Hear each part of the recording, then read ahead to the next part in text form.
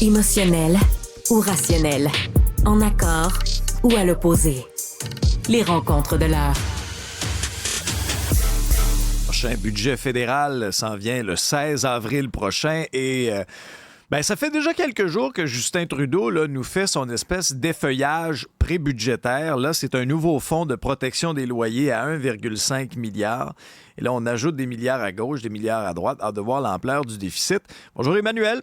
Bonjour. Et ce qui retient l'attention aussi, parce que chaque annonce, ou presque, empiète dans les champs de compétences des provinces. Ça n'a pas l'air de trop déranger M. Trudeau, ça.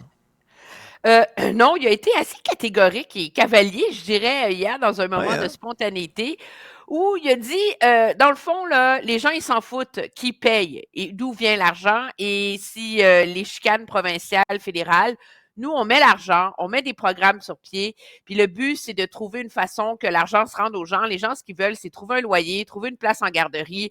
Alors là, chez moi, avec les champs de compétences des provinces, c'est quand même... c'est quand même ahurissant comme déclaration. Il y a un fond de vérité là-dedans. Là. Je pense qu'on est tous d'accord. Il n'y a personne qui, peu importe quand aura lieu les élections, va dire « Moi, je ne voterai pas Justin Trudeau parce qu'il a empiété sur le fond de... » parce que l'argent venait pas de là ou là, surtout pas les gens qui sont aux premières loges de cette crise du logement ahurissante. Là. Donc, les gens qui vivent à 6 dans un 4,5, eux autres, ça dérange pas d'où vient l'argent puis comment c'est mis en place. Le problème, c'est que M. Trudeau qui accuse Pierre Poilievre de faire dans le populisme et la sursimplification, ben, c'est un peu la même chose qu'il fait quand il déclare ça. Hier soir, au bilan, je recevais... le président de l'Union des municipalités du Québec, puis il était complètement exaspéré par ce que fait Ottawa. Il dit, écoutez, il dit, le problème, c'est que même si peut-être les gens s'en foutent, mais il dit, quand Ottawa il agit de cette façon-là, mais Ottawa met la charrue avant les bœufs dans les faits. Dès qu'il crée un nouveau programme, il crée une nouvelle norme, il crée une nouvelle bureaucratie. Puis dans un contexte où, au Québec en particulier, Ottawa ne peut pas transiger directement avec les villes, mais là, après ça, on se retrouve avec une façon de fonctionner au provincial. Puis là, tu as Ottawa qui essaie de se greffer à ça, mais l'approche retenue par Ottawa ne cadre pas avec ce qui est déjà mis en place au Québec. Donc, c'est pas comme les garderies, tu sais, où tu dis, ben, le programme existe déjà au Québec, donnez-nous un chèque, on va régler le problème. C'est beaucoup plus complexe, les programmes de construction, de subvention, du loyer, de tout, de tout. Alors, il dit, on se retrouve dans une situation où, de deux choses l'une, soit ça prend 1 an à négocier une forme d'entente, comme on l'a vu avec le fameux fonds là, de 4 milliards qu'Ottawa avait mis de l'avant dans le dernier budget pour accélérer la construction de logements en incitant les villes à alléger leurs règles de zonage. Mais ça a pris... L'argent commence à peine à percoler un peu dans le milieu de la construction. Ça fait 1 an qu'il coule du côté du fédéral, là, parce qu'on peut s'entendre directement avec les villes, parce qu'il faut réussir à prendre les normes fédérales puis les faire cadrer dans des programmes provinciaux. Puis ce qui arrive inévitablement, c'est que comme Ottawa ne veut pas engager des chefs camps blancs, bien là, on ajoute des normes, puis objectivement, tu demandes aux villes de simplifier leur façon de faire, mais tu recompliques les façons de faire du côté fédéral. Alors, Oui, c'est oui. pas gagnant. Alors, premièrement, peut-être que les gens s'en foutent en effet, mais dans les faits, sur l'efficacité des mesures possibles, ben, tu t'en fous pas parce que ça a un impact direct sur le levier que peut avoir ces milliards-là en termes d'efficacité, de rapidité de déploiement dans une crise qui est hallucinante. Deuxièmement, d'un niveau un peu constitutionnel, légal, là, quand le premier ministre du Canada dit « le monde s'en fout de la Constitution », là, ben, c'est sûr que les gens ne manifestent pas dans la rue sur le respect des compétences provinciales, mais ça existe pour une raison, une constitution. Là. Les pères Constitution de la que son Confédération, père... ils l'ont. Constitution que son père a rapatriée, en passant. Oui, puis les pères de la Confédération, ils n'ont pas conçu la Constitution en disant Ah, c'est Non, pas non. grave, cette affaire-là. Ah, C'est non. compliqué, un pays, là. Tu as des villes, tu as des provinces. L'idée, c'est de trouver un partage efficace des pouvoirs.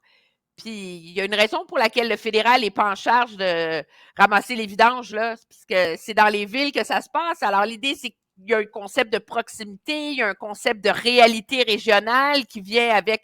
Alors, à partir du moment où M. Trudeau dit on s'en fout de la Constitution, ben moi, je propose qu'on ne paye pas nos impôts parce qu'on s'en fout de la loi sur l'impôt. Tu sais, je veux dire, à un moment donné, c'est comme le message que ça envoie, c'est tellement cavalier à l'égard de la valeur des institutions dans un pays. C'est assez hallucinant, là. Mais le problème, Emmanuel, c'est que Revenu Canada, eux autres, ils s'en foutent pas de combien tu gagnes par année. Non, Ils vont s'en préoccuper. Soyez pas inquiets, tout le monde. Je vais payer mes impôts. Mes papiers sont chez mon comptable. J'attends de faire le chèque. Les fonctionnaires, calmez-vous, là. Sortez pas le dossier d'Emmanuel tout de suite. Mais là, on a beau Emmanuel là, faire des annonces comme ça, puis des milliards pleuvent depuis quelques jours. Quand on regarde les projections de la SCHL, la Société canadienne d'hypothèques et de logement, qui dit, d'ici 2026, là, on va atteindre des nouveaux sommets. À un moment donné, là, on aura beau là, mettre la pédale sur l'accélérateur sur des programmes, mais si le marché va encore plus vite, ça ne suivra pas. Ben non, puis moi, je pense que on pourra revenir aux détails des chiffres, mais moi, je pense que politiquement, c'est ce qu'il y a de périlleux dans ce que fait M. Trudeau. Parce que, tu sais, cette semaine, là, il y a des journées, on a 11 ministres. Là, c'est la moitié du cabinet là, qui est sur la route en train de faire la tombola du logement là, et annoncer des milliards. Donc, ça donne la perception à l'électorat que cet argent-là va avoir un effet rapide. Ottawa met des milliards, il va plus de maisons qui vont se construire. Tu sais, que c'est comme que ça se fait en criant ciseaux. Mais le problème, cependant, c'est que elle est d'une telle ampleur, cette crise du logement-là, que c'est impossible que ça ait un impact à très, très, très court terme. Là. La SCHL, il ne faut pas l'oublier, a dit que d'ici 10 ans, il faut qu'il se construise 5,8 millions de logements au Canada. Puis la CBC, elle croit que c'est davantage plus 6,5 qu'il va falloir construire. Là. Fait que ça, là, on fait une règle de 3, là, c'est plus d'1 million de logements par an qu'il faut construire au Canada.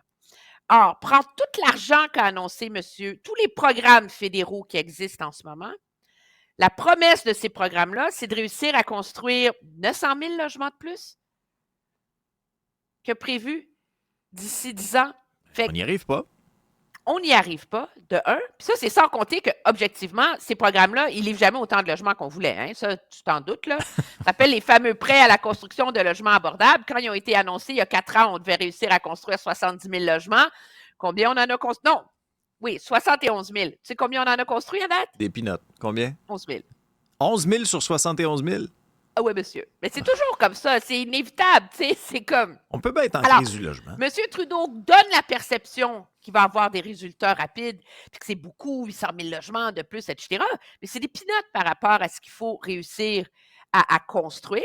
Et donc, c'est la raison pour laquelle la SCHL, dans ses prédictions, dit, écoutez, elle ne va pas se résorber à court terme, cette crise-là. Ça va prendre des années pour y arriver, parce que de un, tu peux pas... Déjà, la construction atteint des sommets au Canada et ça ne fournit pas.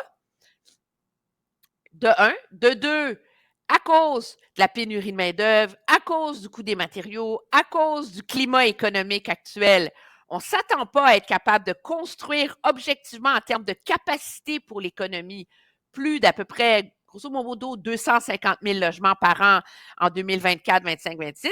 Bien, tu es loin de ton million, là, on s'entend.